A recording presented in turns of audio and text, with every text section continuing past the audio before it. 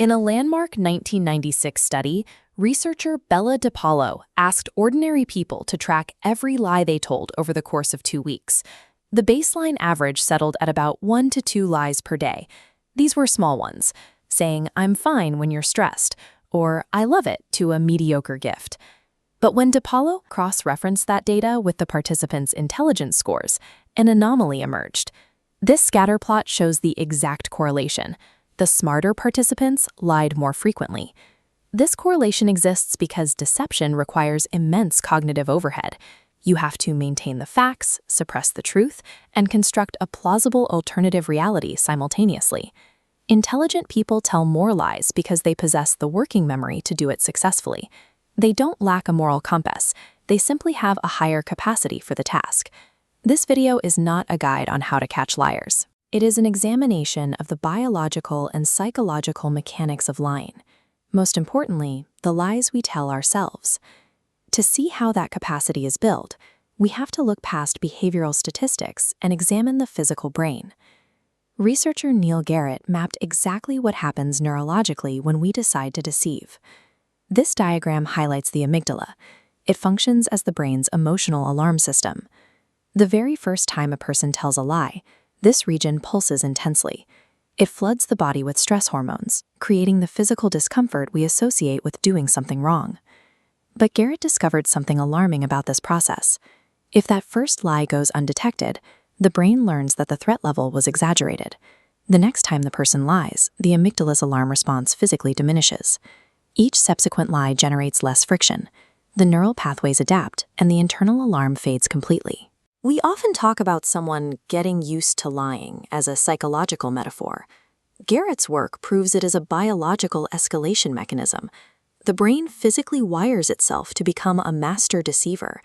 Once that biological capacity is established, it gets deployed in our relationships through specific categorized methods. Researchers divide everyday deception into 2 main branches. First are self-serving lies, designed to protect you from consequences, like denying a mistake at work. Second are pro-social lies, designed to protect others, like complimenting a terrible meal. But the method of delivery matters just as much as the motive. Lies of active commission involve stating a direct falsehood. Lies of omission involve intentionally withholding the truth while letting the other person believe a false narrative. People often justify omissions to themselves, believing that remaining silent is somehow less harmful than speaking a lie. The data shows the exact opposite. When discovered, intentional omissions destroy interpersonal trust with the exact same severity as a direct, active lie. Think about your own behavior under pressure.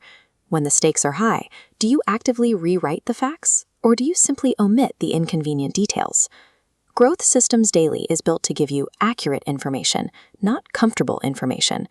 If you value examining human behavior without the sugarcoating, hit the subscribe button. All these external strategies lead us to a controversial theory proposed by evolutionary biologist Robert Trivers. Trivers argued that our ability to lie to ourselves is not a psychological failure, it is a highly evolved feature. The logic is brutal but effective. If you know you are lying, you carry the cognitive load of hiding it. But if you can trick your own brain into believing a false reality, your subsequent lies to other people become incredibly persuasive.